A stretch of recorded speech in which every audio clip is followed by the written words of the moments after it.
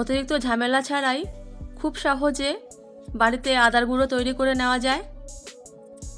আজকে আমি কিভাবে আপনারা সহজেই আদার গুঁড়ো তৈরি করতে পারবেন সেটা দেখাবো।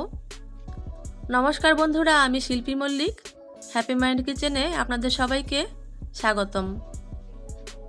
আদাগুলোকে প্রথমে ভালো করে ছুলে নেব। একটা চামচ দিয়ে উপরের খোসাটা এভাবে আঁচড়ে আঁচড়ে তুলে নিতে হবে। খুব সহজেই উপরের খোসাটা উঠে আসবে।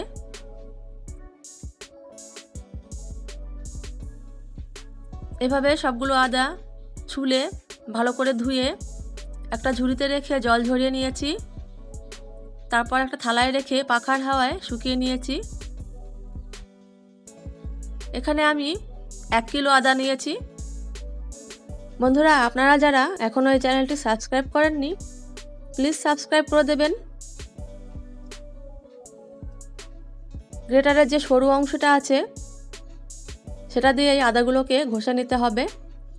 প্রায় সবার বাড়িতেই গ্রেটার আছে, যে কোনো গ্রেটার দিয়েই ঘষা যাবে। ধীরে ধীরে সবগুলো আদা আমি ঘষে নেব। বাজারে কেনা গুঁড়োর থেকে এই গুঁড়ো খেতে খুবই স্বাদ বেশি হয়।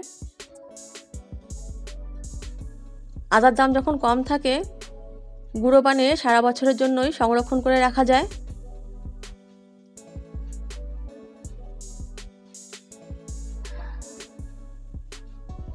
চায়ের সাথে অথবা যে কোনো রান্নায় এই গুঁড়ো খুব সহজেই ব্যবহার করা যায়। সম্পূর্ণ আদা ঘষে নিয়েছি।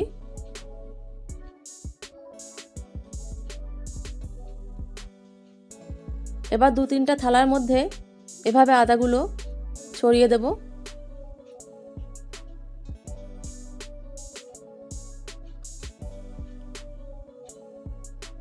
থালার মধ্যে ছড়িয়ে দিয়ে 4 থেকে 5 দিন রোদে শুকাতে হবে।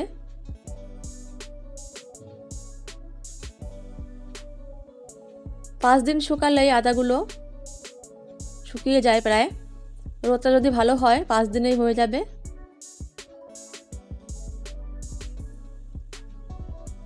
এবার এই শুকনো আদাগুলো মিক্সার গ্রাইন্ডারে দিয়ে গুঁড়ো করে নেব। একদম মচমচে হয়ে গেছে।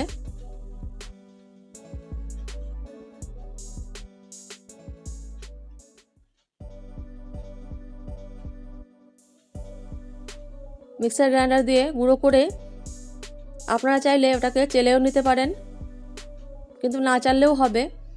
আদার একটু আঁশ থাকাই ভালো, তাহলে রান্নার স্বাদটা ভালো হয়।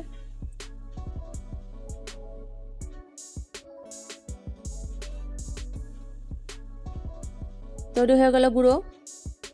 খুব সহজেই বাড়িতে আদার গুঁড়ো করে নেওয়া যাবে।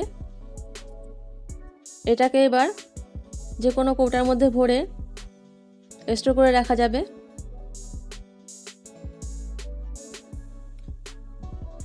বন্ধুরা, ভিডিওটি কেমন লাগলো আমাকে কমেন্টে প্লিজ জানাবেন। দেখুন, একদম মিহি গুঁড়ো হয়েছে।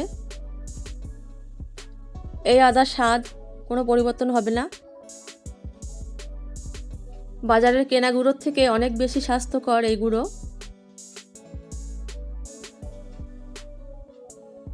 সবাই ভালো থাকবেন, সুস্থ থাকবেন। Thank you.